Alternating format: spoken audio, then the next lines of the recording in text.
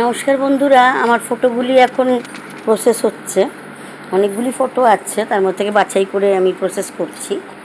আপনারা মনে হয় আজকে পেয়ে যাবেন, একটু বেশি রাত হলেও পেয়ে যাবেন। আমার ছেলে সাহায্য করছে আমাকে।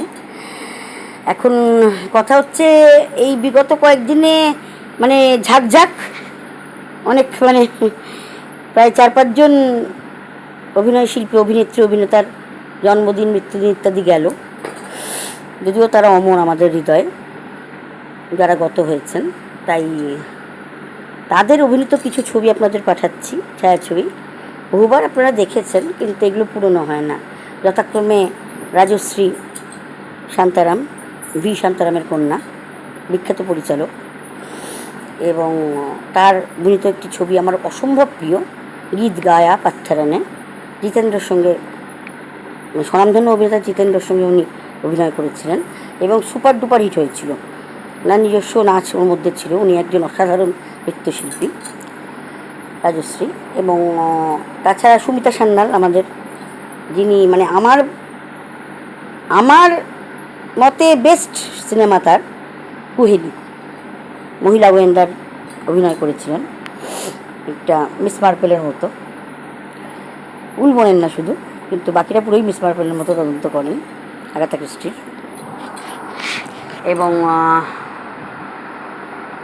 শার্লক হোমস আর মিস মার্পেলের সংমিশ্রণ কুহেলির সেবা মিত্র, আমার মতো অসাধারণ। ওটিও সুপার ডুপার হিট হয়েছিল কুহেলি সিনেমাটি। এবং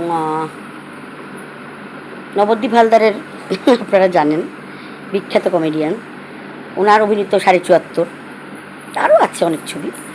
আবার বলবো যে রেখা আমার প্রচণ্ড প্রিয় অভিনেত্রী, the best actress, best ever actress in Indian cinema. রেখার অভিনীত 2টি ছবি, ফুলবানে আঙ্গারে আর একটা ইনসাফ কি আওয়াজ, যদি পাওয়া যায় আমি দেব।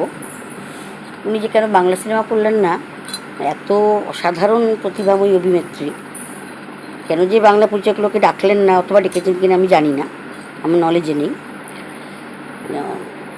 রক্তে অভিনয় যাকে বলে। এবং বিখ্যাত সুরকার এবং গীতিকার রবীন্দ্র জৈন, অন্ধশিল্পী, অসাধারণ প্রতিভা অধিকারী। তার 2-1টা গান যদি দিতে পারি, চেষ্টা করছি। ইতিমধ্যে প্রসেস হয়ে যাবে ছবিগুলি, পাঠানোর চেষ্টা করবো মায়ের কৃপায়। জয় মা।